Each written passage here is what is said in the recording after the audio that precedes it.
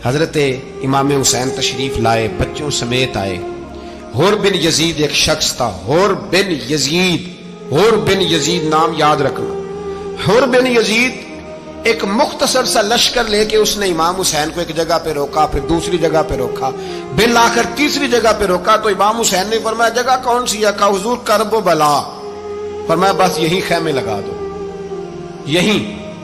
حضرت سیدہ زینب نے پوچھا امام حسین سے کہ سارے زمانے نے روکا ہے، ٹھیک ہے آپ حق پہ ہیں، یہ بھی سب نے کہا ہے آپ حق پہ ہیں، پر روکا بھی سب نے، آپ روکے کیوں نہیں؟ تو ابن کثیر اور ابن اسیر لکھتے ہیں کہ امام حسین رو پڑے، کہنے لگے بہن میں رک جاتا پر میں نے رات کو نانا مصطفیٰ کو خواب میں دیکھا ہے۔ تو حضور نے فرمایا حسین اگر آج یہ رواج پڑ گیا نا یزید جیسے لوگوں کا تو قیامت تک پڑا رہے گا، پھر لوگ کہیں گے کوئی نکلا نہیں تھا تو ہمیں بھی نکلنا، پھر لوگ ظالموں کے سامنے گردنیں جھکانے کے عادی ہو جائے۔ میں کہتا رہتا ہوں، کہہ رہا ہوں، کربلا کی جنگ کفر اسلام کی جنگ نہیں، کفر اسلام کی جنگ نہیں کربلا کی، کیونکہ یزید تو بڑا پکا نمازی تھا، خطبہ دیتا تھا وہ تو۔ جب امام حسین رضی اللہ تعالیٰ عنہ نے کربلا کے میدان میں جمعے کا دن تھا تو یزید کے سامنے کو بات کرنی شروع کی، عمر بن سعد کے سامنے، تو عمر بن سعد کہنے لگا حسین زیادہ باتیں نہ کر، ہمارا جمعہ لیٹ ہو رہا ہے، جنگ کے لیے تیار ہو، فٹافٹ آ۔ اہل بیت نبوت کو قتل کریں گے اور قتل کے بعد پھر نماز پڑھیں گے اور پھر کہیں گے اللہم صلی علی محمد وعلی آل محمد، اسی نماز میں پھر درود بھی پڑھیں گے۔ یہ کیسا مرتبہ ہے، کیسا انداز ہے، دوستی قاتل سے بھی مقتول سے یارانہ بھی۔ حور بن یزید امام حسین سے کہنے لگا مجھے حکم ہے آپ کو روکنے کا، آپ آگے نہیں جا سکتے۔ امام صاحب نے فرمایا وجہ؟ زمین اللہ کی ہے۔ اس نے کہا آپ بیعت نہیں کر رہے، یزید کی حالات آپ کے حق میں درست نہیں ہیں، آپ نہیں جائیں گے۔ امام روک گئے۔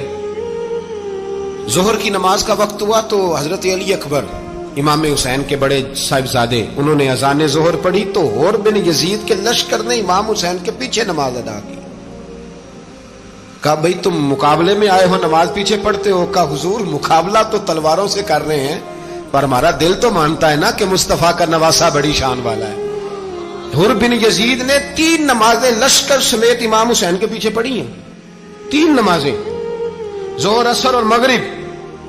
پھر امام حسین کے سامنے شرائط پیش کی کہ آپ کو یہاں گھیر لیا گیا ہے، یہاں آپ بیعت کریں گے، یہاں جنگ کریں گے، 2 ہی باتیں۔ امام حسین نے فرمایا نہیں بھائی بیعت تو میں نہیں کرتا، اس کے علاوہ تم جو کہتے ہو میں کرنے کو تیار ہوں۔ اس نے خط لکھا، عبید اللہ ابن زیاد کو ایک بندہ دوڑایا پیچھے، کوفے چند میل پہ کوفہ تھا، کہا وہ نہیں مان رہے، کیا کرنا ہے؟ تو حسین ابن علی ہے، میں زیادہ دیر انہیں روک بھی نہیں سکتا۔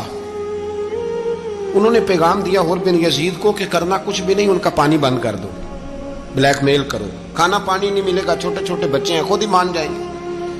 حضرت امام علی مقام کے بارے میں حور کے پاس جب یہ پیغام آیا تو حور کہنے لگا میری طبیعت نہیں مانتی حسین پر پانی بند کروں، دل نہیں مانتا۔ جب یہ لفظ کہے نا دوبارہ تو پھر عبید اللہ ابن زیاد نے عمر بن سعد کو 10,000 آدمی دے کے بھیجا، کہا حور بن یزید لچک دکھا رہا ہے حسین کے حق میں۔ ایک رے کا علاقہ تھا، بڑی وہاں فصل ہوتی تھی، لوگ کوشش کرتے تھے وہاں کا گورنر بننے کی، کوشش کرتے تھے۔ تو عبید اللہ ابن زیاد کہنے لگا تمہیں رے کی گورنری ملے گی، سب سے سرسبز و شاداب علاقہ، تمہیں وہاں کا گورنر بنایا جائے گا اگر حسین کے خلاف لڑو گے۔ یہ اتنی زبردست ہوتی ہیں گورنریاں کہ گورنریوں کے لیے لوگ نسل رسول کے خلاف بھی نکل آتے ہیں، یہ اتنی تگڑی ہوتی ہیں، اتنی جلدی وفاداریاں بدلتی ہیں۔ امام حسین کو روک لیا گیا، عمر بن سعد نے روک لیا۔ 1 محرم کو امام آئے، 7 محرم تا روکا گیا، 7 محرم کو پانی بند کر دیا۔ جانور پانی پیتے تھے، گھوڑے پیتے تھے، کتے پیتے تھے، لیکن مصطفیٰ کے گھرانے کو پانی پینے کی اجازت 3 دن تک پانی بند رہا۔ 9 محرم کو عمر بن سعد نے اور لوگ بلائے۔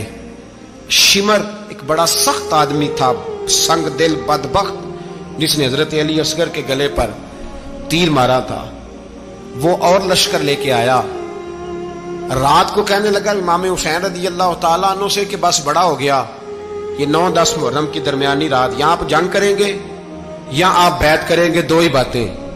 امام حسین اندر گئے، سیدہ زینب سے مشورہ کیا، باہر آئے، فرمایا بات وہی ہے جو پہلے دن والی ہے۔ او بھائی بچے ساتھ ہو، صحرا کا علاقہ ہو، تپتی ہوئی ریت ہو، اتنے کٹھن اور سخت حالات، چاروں جانب موت ہی موت، دور دور تک اپنوں کا نام و نشان کوئی نہیں، اور اکیلے فیصلہ کرنے والے امام حسین، باقی سارے بچے ہیں یا عورتیں؟